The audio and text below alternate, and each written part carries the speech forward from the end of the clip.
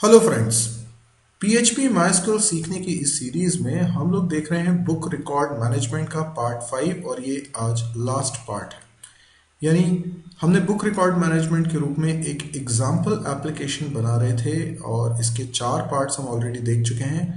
एक बार हम रिकॉल कर लें कि हम इस चैनल पे ये क्या कोर्स सीखते हैं। हम लोगों ने इस कोर्स में HTML, CSS, JavaScript, jQuery, PHP और MySQL के वीडियोस देखे हैं। अगर आप लोगों ने नहीं देखे हैं तो इस चैनल पे ये सारे वीडियोस मौजूद हैं, आप उनको ज़रूर देखकर इनके बेसिक्स लर्न कर सकते हैं। यहाँ पर हमने जब ये सब कुछ सीख लिया है तो ज़रूरी हो जाता है कि हम एप्लीकेशन बना पाएँ।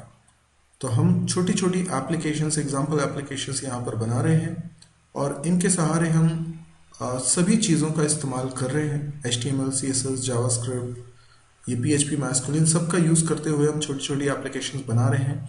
उसी सिलसिले की शुरुआत में हम लोग बना रहे हैं बुक रिकॉर्ड मैनेजमेंट की एप्लीकेशन। कभी भी किसी एप्लीकेशन को हमें बनाना होता है, चाहे आप अगर स्टूडेंट है, कॉलेज में प्रोजेक्ट आपको सबमिट करना होता है तो आपको छोटी सी एप्लीकेशन बनानी है, या आप एक प्रोफेशनल हैं और आपको एप्लीकेशन बनानी है।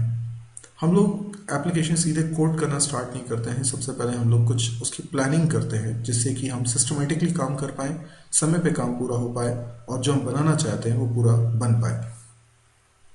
तो अगर आप बिगनर हैं तो मेरी सलाह ये है कि आप जब भी किसी एप्लीकेशन को बनाना चाहें तो पहले अपने गोल्स फिक्स कर लीजिए कि आप इस एप्लीकेशन में क्या क्या बनाना चाहते हैं, क्या क्या फीचर्स इस एप्लीकेशन में प्रोवाइड करना चाहते हैं।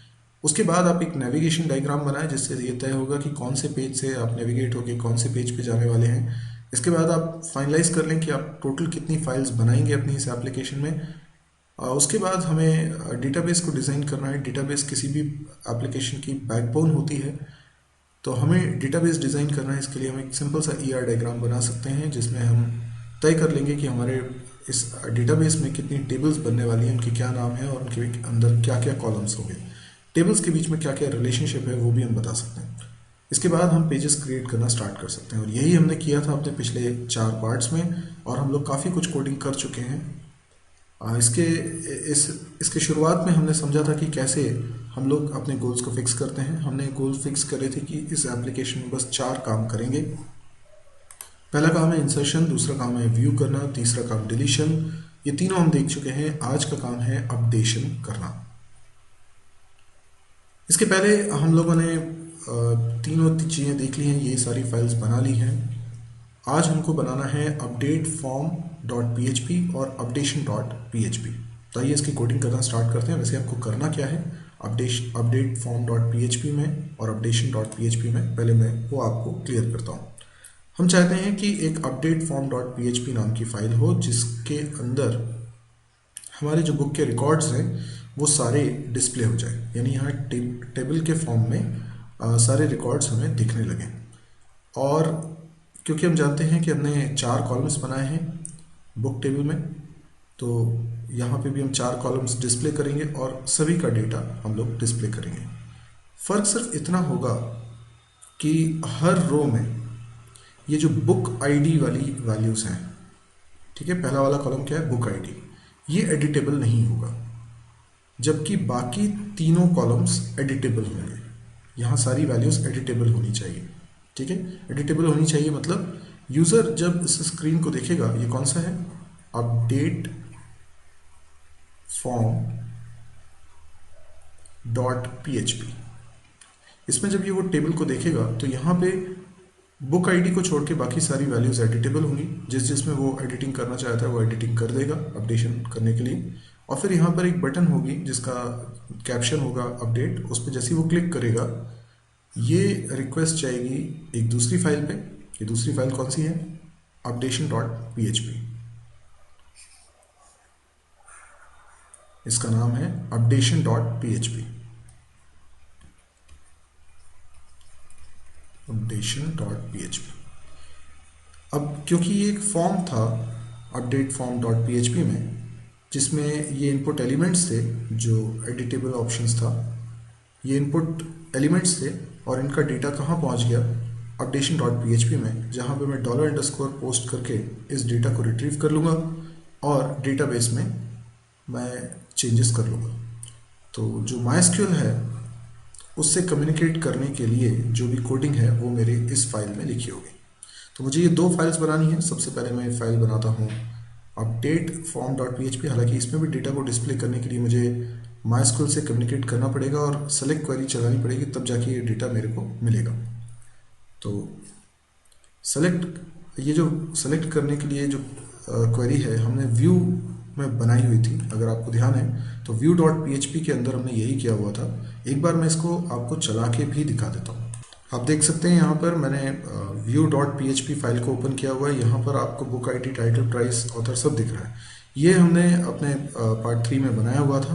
तो यदि आप लोगों को ये व्यू वाला लॉजिक रिवाइज करना है तो एक बार पार्ट 3 ज़रूर देख लीजिएगा, क्योंकि मैं ये code as it is copy करने वाला हूँ। क्योंकि ये कोड में हमें मेहनत करने की ज़रूरत नहीं है। सिर्फ फ़र्क क्या रहेगा, सब कुछ ऐसा ही प्रिंट होगा, बुक आईडी ऐसे ही रहेगा, लेकिन टाइटल, प्राइस और ऑथर की जो वैल्यूज़ यहाँ पे डिस्प्ले हो रही हैं ये एडिटेबल बॉक्स में प्रिंट होगी, यानी ये इनपुट एलिमेंट्स के अंदर फिक्स होंगे। तो आइए देखते हैं। सबसे पहले वैम फोल्डर के अंदर, मैं अपने वैम फोल्डर के अंदर हूँ। मेरे पास एफ ड्राइव के अंदर ये वैम फोल्डर रखा हुआ है, जिसके अंदर www के अंदर BRM, बुक रिकॉर्ड मैनेजमेंट का शॉर्ट है BRM, हमने फोल्डर बनाया हुआ था। अब इसके अंदर देखिए ये सारी फाइल्स बनी हुई हैं। व्यू डॉट पी को मैं ओपन कर रहा हूँ, ठीक है, व्यू डॉट पी है। इसके अलावा अब मेरे को एक नई फाइल भी इसमें बनानी है, अपडेट फॉर्म डॉट पी। तो न्यू और अपडेट फॉर्म डॉट पी।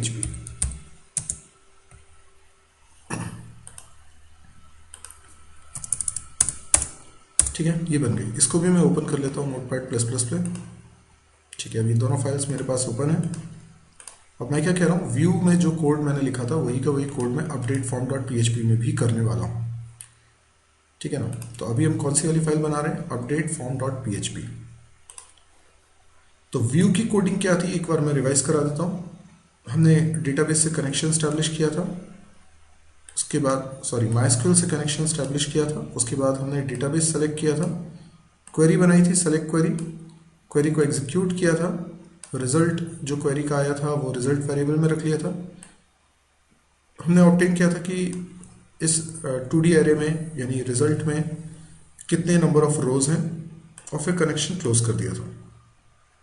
क्योंकि हमारा रिजल्ट वेरिएबल इस क्वेरी के रिजल्ट को कंटेन कर रहा है, इसलिए अब हमें कनेक्शन क्लोज करना था। अब देखिए सिंपल HTML का कोड है और इसके अंदर हमने टेबल बनाई हुई है, और PHP के कोड के थ्रू हमने रोज को रिपीटेडली प्रिंट करवाया है। और हर बार जब प्रिंट करवा रहे हैं तो जो टेबल से हमने डेटा फैच किया हुआ है उसके डेटा को हम यहाँ पे इंसर्ट कर रहे हैं। तो ये आपने देखा हुआ था, इसको मैं अभी ज़्यादा एक्सप्लोर नहीं करना चाह रहा क्योंकि हम पार्ट 3 में ऑलरेडी देख चुके हैं। पर यही का यही कोड, एग्जैक्टली यही कोड हमें अपडेट फॉर्म डॉट पी में भी लिखना है। तो देखिए मैंने कोड लिख दिया। थोड़ा बहुत मैं माइनर चेंजेस कर देता हूँ, जैसे कि यहाँ पे टाइटल लिख देता हूँ अपडेट बुक रिकॉर्ड्स, और बाकी यहाँ पर सब कुछ ऐसा ही रहने वाला है। अब यहाँ पर जब मैं डेटा प्रिंट करवा रहा हूँ बुक आईडी तब तो ठीक है, लेकिन जब टाइटल प्रिंट करवा रहा हूँ तो वो एडिटेबल बॉक्स होना चाहिए, यानी इनपुट बॉक्स होना चाहिए। तो इनपुट एलिमेंट यहाँ पे बनाना पड़ेगा। मैं लिखता हूँ इनपुट, देखिए इनपुट टैग है, और उसके बाद TD यहाँ क्लोज है, ओके, इनपुट टाइप टेक्स्ट, ठीक है। इसका कुछ नेम रखना होगा, तो नेम, अभी नेम के बारे में विचार करेंगे, और पहले हमें ये वैल्यू के रूप में रख। इनपुट टैग में ये वैल्यू एट्रीब्यूट क्या करता है, वैल्यू एट्रीब्यूट की जो भी वैल्यू मैं सेट करूंगा वो इस इनपुट बॉक्स में बाय डिफॉल्ट फिल्ड रहेगी, यानी इनपुट बॉक्स खाली नहीं रहेगा, वैल्यू एट्रीब्यूट की वैल्यू ही उसमें रहेगी। तो वैल्यू एट्रीब्यूट की वैल्यू में क्या कर देता हूँ, ये जो PHP कोड का रिजल्ट आ रहा है, PHP कोड का रिजल्ट क्या आ रहा है, टाइटल, तो वो टाइटल यहाँ वैल्यू के रूप में इस इनपुट एलिमेंट में दिखाई देगा। इसके बाद में इनपुट टैग को क्लोज कर देता हूँ, ठीक है। अभी आप देख सकते हैं सब कुछ ऐसा ही है, अभी बाकी और कुछ भी मैं चेंजेस नहीं करता हूँ, अभी इतने को ही मैं चला के बताता हूँ अपडेट फॉर्म डॉट पी को। तो देखिए यहाँ पे मैं चेंजेस कर रहा हूँ, update form dot P, update form dot P. आप देख सकते हैं कि ये जो पहला कॉलम है वो तो एज इट इज है, लेकिन सेकंड कॉलम में ये एडिटेबल बॉक्स आ गए, यानी आप इसमें एडिटिंग कर सकते हैं, आप इसमें कुछ मिटा सकते हैं, कुछ और टाइप कर सकते हैं। ठीक है, इसी तरीके से ये प्राइस और ऑथर के साथ भी होना चाहिए। ठीक है ना। आप यहाँ पे व्यू पेज सोर्स करके भी देख सकते हैं। देखिए ये जब दूसरा वाला टीडी यहाँ पर आप देखें, इसके अंदर क्या आ रहा है, इनपुट टाइप टेक्स्ट और वैल्यू क्या आ रही है, सी इन डेप्थ। इसी वजह से यहाँ पर सी इन डेप्थ इस इनपुट एलिमेंट के अंदर दिखाई दे रहा है। ऐसा ही प्राइस और ऑथर के साथ भी होना चाहिए। तो कैसे करेंगे इसको, इसी प्रकार से एक और बार इनपुट एलिमेंट हम लगा देते हैं, टाइप, इसका भी टेक्स्ट रख सकते हैं, नंबर भी रख सकते हैं, टेक्स्ट वैल्यू इक्वल्स टू और प्राइस।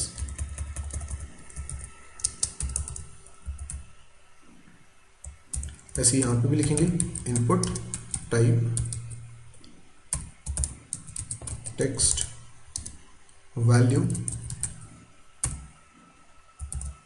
और ये PHP का कोड जिससे ऑथर प्रिंट होगा, और ये इनपुट टैग क्लोज हो गया। इसको सेव करता हूं और एक बार फिर इसको रिफ्रेश करता हूं। आप देख सकते हैं यहाँ पे ये सभी इनपुट एलिमेंट्स बन गए, यानी एडिटेबल बॉक्स बन चुके हैं। अब इजीली हम लोग इसमें एडिटिंग कर सकते हैं, लेकिन ये डेटा जब सबमिट होगा, जब हमारे यहाँ पे एक बटन होगी और अपडेट बटन पे जब मैं क्लिक करूँगा तब डेटा सबमिट होगा। लेकिन सबमिट होने के लिए पहले तो ये फॉर्म होना चाहिए। ओके, तो मैंने फॉर्म अभी नहीं बनाया है, फॉर्म भी बनाता हूँ। ये टेबल टैग के बाहर ही मैं फॉर्म टैग लगा देता हूँ, फॉर्म, और इसके एक्शन एट्रीब्यूट में मुझे किस फाइल का नाम लिखना होगा। तो हमने तय किया हुआ है कि अपडेट फॉर्म डॉट PHP में फॉर्म को जब सबमिट करेंगे तो अपडेशन डॉट PHP पर पहुंचेंगे। तो यहाँ पर मैं लिख देता हूँ अपडेशन डॉट PHP। मेथड यहाँ रखेंगे पोस्ट। ठीक है, ये फॉर्म टैग हमारा स्टार्ट हो चुका है, और इसी प्रकार से जब टेबल क्लोज होगा तो फॉर्म टैग को क्लोज करेंगे। ठीक है, फॉर्म हमारा बन चुका है। लेकिन आपको एक चीज़ और मालूम होनी चाहिए, फॉर्म में जो इनपुट एलिमेंट्स हैं, अगर आप चाहते हैं कि उसको हम एक्सेस कर पाए अपडेशन डॉट PHP फाइल में, तो उनके नेम एट्रीब्यूट रखने ज़रूरी है। तो अब इनका मैं कुछ नाम भी रख रहा हूँ, जैसे मैंने इसका नेम रख लिया टाइटल। लेकिन एक प्रॉब्लम है, क्योंकि ये सब कुछ लूप में है, नंबर ऑफ रोज बहुत सारी है। तो जैसे यहाँ एग्जांपल के लिए 3 रोज बनी है, तो पहली रो में भी टाइटल का, इस वाले इनपुट एलिमेंट का नाम हो जाएगा टाइटल, दूसरे में भी टाइटल, तीसरे में भी टाइटल। ऐसा इसलिए है क्योंकि आपने यहाँ पर क्या लिखा है, नेम टाइटल। तो सब जगह अगर नेम टाइटल ही लिखेंगे तो ये प्रॉब्लम तो हो जाएगी। अगर आपको मेरी बात समझने में थोड़ी सी भी दिक्कत जा रही है तो देखिए, मैंने यहाँ पे नेम लिख दिया है टाइटल। अब क्या होने वाला है, इसको मैं रिफ्रेश करता हूँ और अब इसका पेज सोर्स देखते हैं। आप देखिए यहाँ पे नेम क्या हो गया है, पहले वाले टाइटल के लिए टाइटल, और दूसरे वाले के लिए टाइटल, तीसरे वाले के लिए भी टाइटल।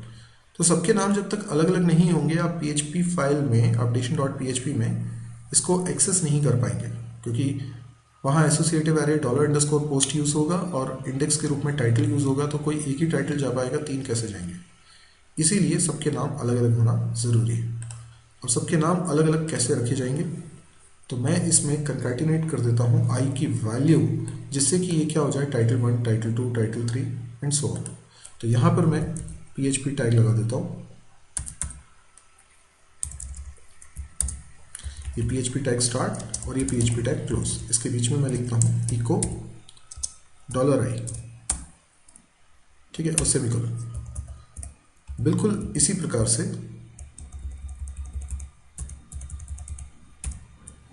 हम लोग नेम एट्रीब्यूट सभी का सेट करेंगे। मैंने यहाँ लिखा नेम, और यहाँ पर टाइटल की जगह मैं लिख देता हूँ प्राइस। यहाँ पर भी लिखेंगे नेम ऑथर के लिए,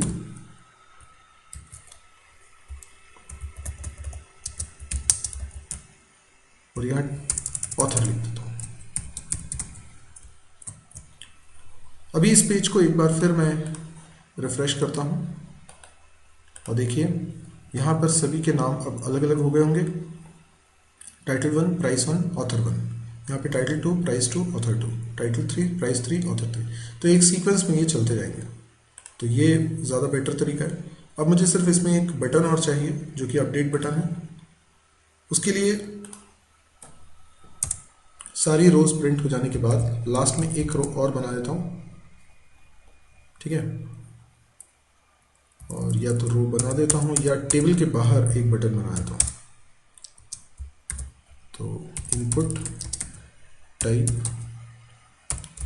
सबमिट वैल्यू,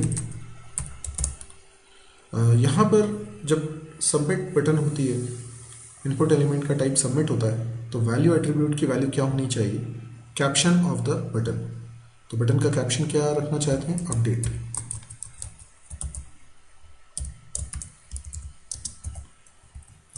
पहले तो देखें इसका आउटपुट किस तरीके से दिखाई दे रहा है। आप देख सकते हैं ये अपडेट बटन यहाँ पर दिखाई दे रही है। जैसे ही मैं इस पर क्लिक करूँगा ये सब कुछ अपडेट हो जाएगा। तो ये पूरा का पूरा डेटा अब अपडेशन डॉट PHP पे जाने वाला है। जैसे ही मैं अपडेट पे क्लिक करूँगा ये अपडेशन डॉट PHP पे जा रहा है, पर अभी क्योंकि अपडेशन डॉट PHP बनाई नहीं है इसलिए ये नॉट फाउंड की एरर देता है। ओके, अब मैं अपडेशन डॉट PHP फाइल बनाने जा रहा हूँ।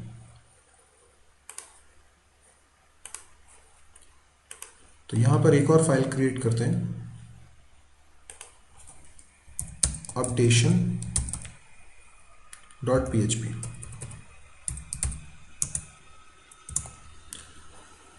इसको ओपन करते हैं। ओके, अब इसके अंदर हमें सबसे पहले PHP कोड लिखना है। और यहाँ पर मैं पहले ये जानना चाहता हूँ कि कितना डेटा आ रहा है, क्योंकि देखिए ये जो अपडेट फॉर्म डॉट PHP है इसमें टेबल में कितनी रोज आने वाली हैं ये फिक्स नहीं है। ये तो इस बात पे डिपेंड करेगा कि टेबल में कितने रिकॉर्ड्स रखे हुए हैं। इसीलिए हमें पहले पता करना है कि कितना रिकॉर्ड आए। तो हम लिखते हैं, एक वेरिएबल बनाते हैं साइज, और एक फंक्शन होता है साइज ऑफ, जिसके अंदर मैं पास कर रहा हूँ $_post। इससे मुझे क्या पता चलने वाला है, इससे मुझे पता चलने वाला है कि कितने डेटा आए हैं। जैसे कि मैं इसको इको करा दूंगा तो आपको भी समझ में आ जाएगा, $size, ठीक है। अभी देखते हैं इससे क्या होता है। ओके, अभी जैसे यहाँ पर कितना डेटा है, एक जब मैं फॉर्म को सबमिट करूंगा अपडेट बटन दबाऊंगा तो कितने इनपुट एलिमेंट्स का डेटा जाने वाला है, 1 2 3। एक रो में 3 डेटा जा रहा है, बुक आईडी नहीं जा रहा है क्योंकि वो कोई इनपुट एलिमेंट नहीं है। फिर टोटल मिला के आप बता सकते हैं 9 है यहाँ पे। ओके, तो जैसे मैं अपडेट पे क्लिक करता हूँ देखिए 9 आ रहा है। इसका मतलब साइज मुझे पता चल गया कि 9 डेटा वहाँ पे पहुँच रहा है। ओके, 9 डेटा के नाम क्या है, title 1, title 2, title 3, price 1, price 2, price 3, author 1, author 2, author 3। Okay, अब यहाँ से मुझे ये पता चला है कि एक रिकॉर्ड में 3 डेटा आ रहा है। तो अगर मैं ये जो रिजल्ट आया है साइज का, इसको डिवाइडेड बाय 3 कर लूँ तो मुझे पता चल जाएगा कितने रिकॉर्ड्स आए, ठीक है। तो एक वेरिएबल बनाता हूँ रिकॉर्ड्स, ठीक है, और उसमें कर देता हूँ साइज बाय 3, ठीक है। तो मैं इको कराता हूँ नंबर ऑफ रिकॉर्ड्स, ठीक है, और कंकैटिनेट करा देता हूँ इसमें, या सीधे लिख देता हूँ $रिकॉर्ड्स। तो ये क्या प्रिंट कर देगा, नंबर ऑफ रिकॉर्ड्स। तो एक बार इसको हम चला के भी देखते हैं। इसको रिफ्रेश किया, अपडेट करता हूँ तो ये नंबर ऑफ रिकॉर्ड्स बता रहा है 3, क्योंकि मैंने 3 से डिवाइड कर लिया था। तो 9/3 3 रिकॉर्ड्स आ गए, ठीक है। अब मुझे क्या करना है, मेरे पास रिकॉर्ड्स हैं, अब एक एक को ऑब्टेन करना है। तो मैं इसके लिए देखिए मुझे अगर रिकॉर्ड्स को अपडेट करना है तो किस रिकॉर्ड को अपडेट करना है, अपडेट क्वेरी में चलाऊंगा तो वेयर क्लॉज भी लगाना पड़ेगा, वेयर लगाऊंगा तो मुझे बुक आईडी भी बताना पड़ेगा। तो बुक आईडी भी मुझे भेजना चाहिए था। अब बुक आईडी कैसे भेजूं, बिना एडिट किए बुक आईडी को भेजना है मुझे। तो मैं क्या करता हूं, यहाँ पर ये जो बुक आईडी था इसको हिडन तरीके से भेज देता हूँ। यानी मैं लिखता हूँ,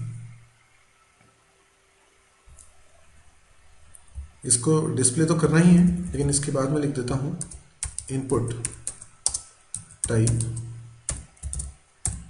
हिडन, ठीक है, और नेम कर देता हूँ इसका, देखिए इसको नीचे कर देता हूँ ताकि देखने में पढ़ने में आए आपको। इसका नेम मैं रख लेता हूँ बुक आईडी, पर वही बात होगी, बुक आईडी 1 बुक आईडी 2 ऐसा करना पड़ेगा, वरना सबका नेम सेम हो जाएगा। तो सबका नेम अलग अलग रहे, इसके लिए मुझे PHP का कोड लिखना पड़ता है। लिख दिया मैंने, और वैल्यू क्या रख दूंगा, वैल्यू इसकी रख दूंगा बुक आईडी। बुक आईडी कैसे लिख दूंगा, यही की यही चीज़ PHP की मैं कॉपी कर लेता हूँ, ठीक है। तो ये मैंने वैल्यू की वैल्यू में क्या लिख दिया, बुक आईडी, ठीक है। अब ये फील्ड ना हिडन तरीके से जाएगी, मतलब जाएगी ज़रूर, लेकिन आपको पेज पे कोई फ़र्क नहीं नज़र आएगा। जैसे यहाँ पर मैं रिफ्रेश करूँगा तो यहाँ पे आपको ऐसे ही दिखेगा, लेकिन इस जगह पर हिडन तरीके से बुक आईडी जा रही है। इस वजह से यहाँ number of records he 4 show करने लगा है, जबकि नंबर ऑफ रिकॉर्ड्स तो 3 है। एक्चुअल में हो ये रहा है कि यहाँ पे एक रिकॉर्ड में 4 वैल्यूज़ जा रही है। अब यहाँ से हिडन तरीके से बुक आईडी भी जा रहा है, तो आपको कोडिंग में थोड़ा सा चेंज करना चाहिए। यहाँ पर अपडेशन में साइज डिवाइडेड बाय 4 करना चाहिए, क्योंकि अब 4 वैल्यूज आ रही है एक रिकॉर्ड में, ठीक है। ओके, अब मुझे क्या करना है कि एक एक वैल्यू को ऑब्टेन करना है और एरे में रखना है। मुझे फाइनली क्या करना होगा कि अपडेट क्वेरी चलानी पड़ेगी और उसमें वेयर कंडीशंस लगानी पड़ेगी। तो अपडेट क्वेरी कितनी बार चलेगी, जब भी मैं अपडेट क्वेरी बनाऊंगा, सीधे मैं बता देता हूँ अपडेट क्वेरी कैसे बनाऊंगा। मैं लिखूंगा अपडेट, अपडेट के बाद क्या होता है सिंटैक्स इसका, अपडेट और टेबल का नाम अपडेट बुक, ठीक है। और इसके बाद हम लिखते हैं सेट, ठीक है ना, सेट कीवर्ड होता है। उसके बाद हमें लिखना होता है कॉलम का नाम, जैसे कॉलम का नाम है टाइटल, और इसकी नई वैल्यू क्या हो जाएगी, इसकी वैल्यू हो जाएगी डॉलर टाइटल। अब ये टाइटल नाम का मैं एक एरे बनाने वाला हूँ, ठीक है, और इसमें इंडेक्स होगा आई, ठीक है, ऐसा कुछ सपोज कर लीजिए। तो यहाँ पर एक टाइटल आ जाएगा जिसको मुझे ये अपडेटेड वैल्यू होगी, ठीक है ना, और कॉमा लगा के प्राइस, दूसरा कॉलम में प्राइस, इसकी नई वैल्यू क्या हो जानी चाहिए, तो डॉलर प्राइस। ये प्राइस नाम का एक एरे, क्यों एरे की बात क्यों कर रहा हूँ मैं, क्योंकि एक रिकॉर्ड में चेंजेस नहीं हो रहे हैं, बहुत सारे रिकॉर्ड्स में चेंजेस हो रहे हैं। तो टाइटल 1, ये आई की वैल्यू जब 1 होगी तो ये टाइटल 1 होगा, जब आई की वैल्यू 2 होगी तो टाइटल 2 होगा, ठीक है। तो मैं क्या करने वाला हूँ, यहाँ पर ये जो पहला वाला टाइटल है ये किस में रख लेने वाला हूँ, टाइटल एरे के इंडेक्स 1 में। ये किस में रखूँगा, टाइटल एरे के इंडेक्स 2 में, टाइटल एरे के इंडेक्स 3 में। इस तरीके से प्राइस नाम के एरे के इंडेक्स नंबर 1 पे, प्राइस एरे के इंडेक्स नंबर 2 पे लाइकवाइज। तो यहाँ पर भी मैं लिख देता हूँ डॉलर आई, ठीक है। फिर कॉमा लगा के मैंने लिखा ऑथर की वैल्यू के रूप में मैंने लिखा डॉलर ऑथर, और इंडेक्स यहाँ पर भी आई, ठीक है, समझ में आया। अपडेट में इसके बाद मैं लिखता हूँ वेयर, ठीक है। अभी देखो देखने में दिक्कत ना जाए, इसलिए मैं सेट के नीचे का कोड ऐसे ले लेता हूँ। तो देखिए ऑथर तक मैंने लिख लिया है, इसके बाद मैं लिखता हूँ where book ID equals to, book ID क्या रहे, डॉलर बुक आईडी और डॉलर आई। अभी आपको समझ में आया। तो क्या होगा, सभी के बुक आईडीज मेरे बुक आईडी नाम के एरे में आ जाने चाहिए। पहले रिकॉर्ड का बुक आईडी जो होगा वो होगा बुक आईडी 1 में, दूसरे रिकॉर्ड का जो बुक आईडी होगा वो होगा बुक आईडी 2 में। तो अभी मुझे ये करना है, तो ये क्वेरी मैं चलाऊंगा इसके लिए। अच्छा, और इसको रिपीट करूंगा, है ना, आई की वैल्यू एक एक बढ़ाता जाऊंगा, जितने रिकॉर्ड्स होंगे उतनी बार चलेगा ये लूप। तो जैसे मैं एक लूप चला लूँगा जिसमें लिखूँगा $i की वैल्यू 1 से स्टार्ट करूँ और $i less than equal to $records हो। रिकॉर्ड्स हमने काउंट कर लिए हैं इस जगह पर, तो जैसे 3 रिकॉर्ड्स हैं तो ये 3 बार चलेगा लूप और i प्लस प्लस। और हर बार क्या होगा, हर बार ये क्वेरी बनेगी नए सिरे से और इसमें ये टाइटल, प्राइस और ऑथर की वैल्यू सेट होगी। भले ही आपने वहाँ चेंजेस नहीं करे होंगे, वो दोबारा असाइन हो जाएगा, उसमें कोई दिक्कत नहीं। ठीक है, और इस प्रकार से हमारी क्वेरी बन गई। क्वेरी बनने के बाद क्या होगा, क्वेरी बनने के बाद क्वेरी को रन करना होगा। तो हमें लिखना पड़ेगा mysqli_query और इसमें कनेक्शन ऑब्जेक्ट पास करना पड़ेगा और हमें क्वेरी पास करनी होगी। ठीक है ना, इतना हमने कर दिया तो ये अपडेट हो जाएगा और ये लूप में चलता रहेगा। अपडेट करने के लिए तो बस इतना सा ही खेल है और इसके बाद हम कनेक्शन को क्लोज भी कर देंगे, mysqli_close $connection। ठीक है, ये भी कर देंगे, लेकिन इससे पहले कनेक्शन एस्टैब्लिश भी तो करना पड़ेगा। यस, तो कनेक्शन एस्टैब्लिश करने के लिए कोड क्या था, कनेक्शन एस्टैब्लिश करना और उसके बाद डेटाबेस सेलेक्ट करना, ये दोनों लाइन से काम हो गया। लेकिन अभी भी मेन काम तो रह गया कि ये जो टाइटल नाम का एरे है, बुक आईडी नाम का एरे है, प्राइस नाम का एरे है, ऑथर नाम का एरे है, इन सब में वैल्यूज रखनी पड़ेगी ना मुझे। ओके, तो एक एक करके मुझे वैल्यू रखनी है। देखिए यहाँ कोडिंग हमें कैसे करनी है, हमें मालूम है कितने रिकॉर्ड्स हैं, तो हम लिखते हैं फॉर लूप लगाते हैं, उसके अंदर लिखते हैं $i और इसकी वैल्यू 1 से स्टार्ट करते हैं और कहाँ तक चलाएं, जितने रिकॉर्ड्स हैं, तो $records, इसके बाद $i प्लस प्लस। ठीक है, तो इस लूप के अंदर हमें क्या करना है, हमें एक एक वैल्यू ऑब्टेन करनी है। यानी सबसे पहले हमारे पास एरे है बुक आईडी, इसके $i इंडेक्स पे हमें असाइन करना है $_post बुक आईडी, है ना। अब बुक आईडी आपके पास क्या है, बुक आईडी का नेम क्या है ना, मतलब उस एलिमेंट का नाम क्या है। तो देखिए यहाँ से हिडन तरीके से बुक आईडी जा रहा है, पर उसका नाम क्या है, उसका नाम है बुक आईडी 1, यहाँ पे नाम है बुक आईडी 2, बुक आईडी 3, वो कैसे बनेगा। तो यहाँ पर मुझे क्या करना पड़ेगा, इंडेक्स पहले तैयार करना पड़ेगा। जैसे मैंने एक इंडेक्स नाम का वेरिएबल ले लिया, इंडेक्स की वैल्यू क्या होगी, इंडेक्स की वैल्यू होगी, सबसे पहले इंडेक्स 1 कर देता हूँ।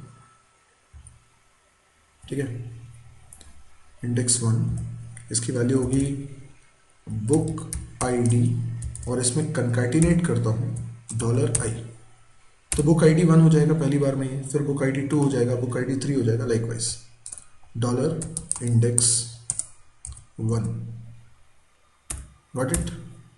तो ये बुक आईडी 1 का डेटा इसके अंदर आ जाएगा। इसी प्रकार से जैसे बुक आईडी की वैल्यू आपने ली है, अब आपको टाइटल, प्राइस और ऑथर की वैल्यू भी लेनी है, तो उसके लिए मैं 4 बार लिख देता हूँ।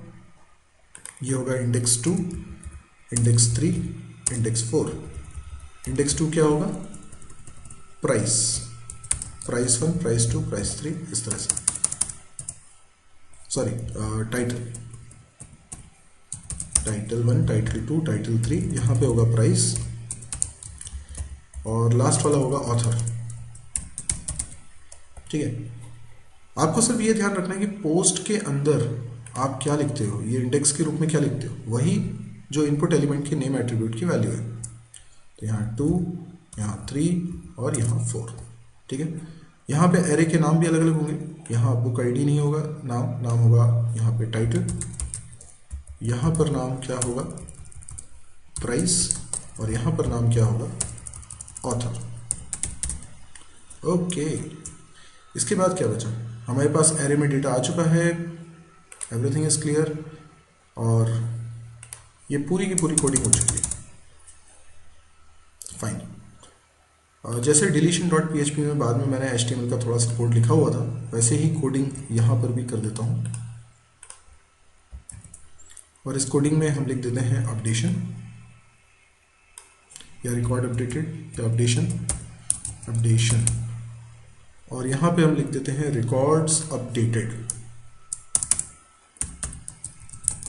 ठीक है, आपको जब होम पेज पे जाना है तो क्लिक हियर। ठीक है, अभी फिलहाल क्या रिकॉर्ड्स रखे हुए हैं देख सकते हैं आप, मैं रिफ्रेश कर रहा हूँ, यहाँ ये रिकॉर्ड्स रखे हुए हैं। अब मान लीजिए मैं इसमें चेंजेस करना चाहता हूँ, जैसे मैं यहाँ पर सी इन डेप्थ की प्राइस चेंज करके करना चाहता हूँ 355, अभी देखिए 45 है, 355 कर दूंगा। यहाँ पे मैं लिखता हूँ, किसी और जगह चेंजेस कर देता हूँ मैं, वेणुगोपाल है ना, तो मैं लिख देता हूँ आर वेणुगोपाल। ठीक है, तो मैंने दो जगह चेंजेस कर दिए हैं, एक यहाँ पे 355 करा है, एक आर वेणुगोपाल कर दिया, और इसके बाद मैं अपडेट पे क्लिक करता हूँ, देखते हैं क्या होता है। Yes, 12 records updated, fine. और अब देखें वाकई में ये चेंजेस हुए हैं कि नहीं हुए हैं, तो यहाँ पर हम अपने डेटाबेस में देखते हैं। देखिए, अब देख सकते हैं यहाँ पर सेलेक्ट क्वेरी में एक बार फिर चलाता हूँ, ये मैंने पहले चलाई हुई थी सेलेक्ट क्वेरी, तब यहाँ पे 345 था और यहाँ पे वेणुगोपाल ही था। अब लेकिन मैं इसको एक बार फिर सेलेक्ट क्वेरी चलाता हूँ, आप देख सकते हैं यहाँ 345 की जगह 355 हो चुका है और वेणुगोपाल की जगह आर वेणुगोपाल हो चुका है, यानी अपडेशन हमारा सक्सेसफुली हो चुका है। ठीक है, अभी ये 12 रिकॉर्ड्स अपडेटेड जो आ रहा है, ये अगर आप नहीं डिस्प्ले करना चाहते हैं तो ना डिस्प्ले करें। ठीक है, इसके लिए आपने जो कोड लिखा हुआ है साइज ये हटा दीजिए। ओके, अब हमें क्या बनाना रह गया है, सारे तो हमारे पेजेस बन चुके हैं। यस, ये हमारा पेज बन गया है, और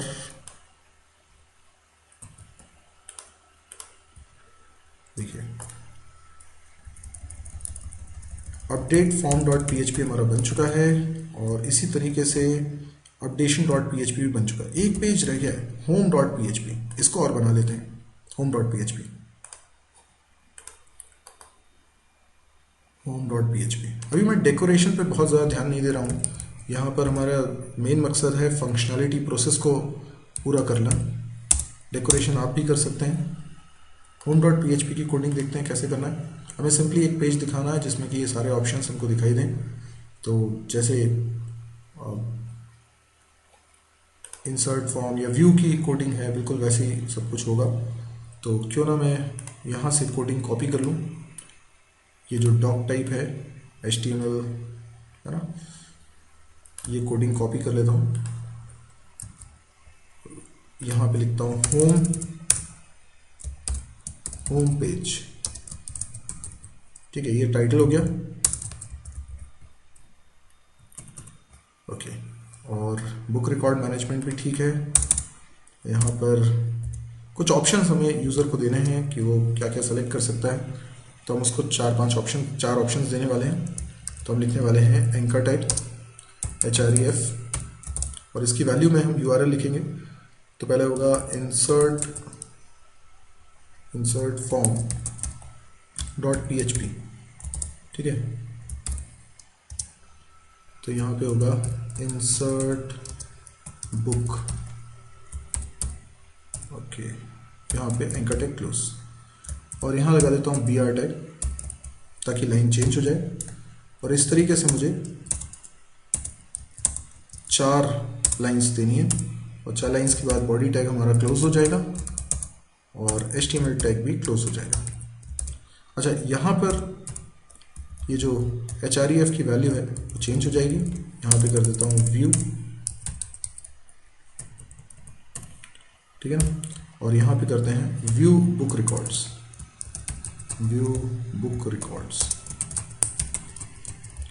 इस तरीके से मुझे डिलीट करना है, डिलीट बुक रिकॉर्ड्स।